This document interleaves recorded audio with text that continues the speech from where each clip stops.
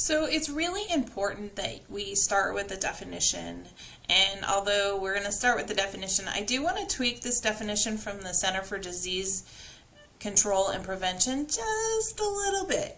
Okay, so their definition is physical violence, sexual violence, stalking, and psychological aggression by a current or former intimate partner. Now, where I have the issue is intimate partner. That really gives the connotation of a sexual relationship, and that does not have to be the case. I wouldn't say intimate partner. I would say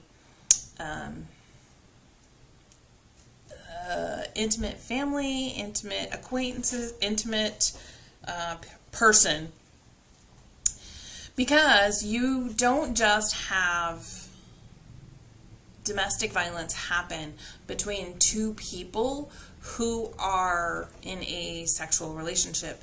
They could be boyfriend and girlfriend. They might not have a sexual relationship yet, but it's considered kind of that intimate partner. But you can also have it between siblings. You can have it parent versus child, child versus parent.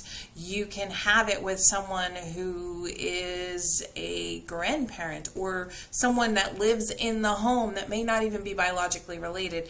There are a wide variety. And so you're in that intimate family setting. Anyone within that intimate family setting, this would be considered domestic violence. So it's really, really important that we keep that in mind. We are not just talking about relationships that have a sexual component to them, although that is often the case. Now, while we're here and we're defining things, let's define a couple of other things. First of all, I want to talk about the fact that it is not always a man versus woman. Domestic violence does not have to be man versus woman, okay? It is actually, there's a higher rate of domestic violence within same-sex couples or within LGBTQ couples or families. There is also, unfortunately, where I am, we're right by an active duty military installation, and there are a lot of female versus male domestic violence situations. And when I say female versus male, I'm saying that the female is the perpetrator, is the aggressor, and that the male is the victim, sufferer, survivor, etc. Now I'm going to come back to those terms that I'm using for a second. And everybody's like, well, how does that happen?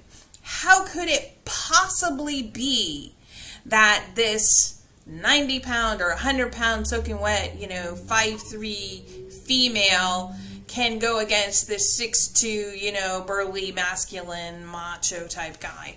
And what it is going to have to do with power and control. And we're going to watch a video on that real quickly, and then we'll come back and talk more about this. The other thing that I do want to talk about specifically is the fact that we have many cases where we live where active duty military, law enforcement, first responders, firefighters, etc.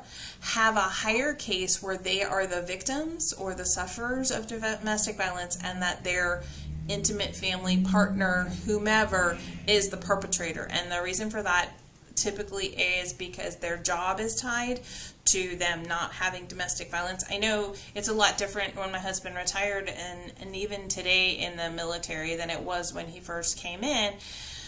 Well, probably over 25 years ago now, and that was the fact that they treat it completely different. If you get in trouble for domestic violence, even on the civil side or anything like that, your career's over. That's it. Like, even an accusation can sometimes be a career ender unless you can absolutely prove that you cannot, there's no way you could have perpetrated that abuse, or there's some kind of evidence.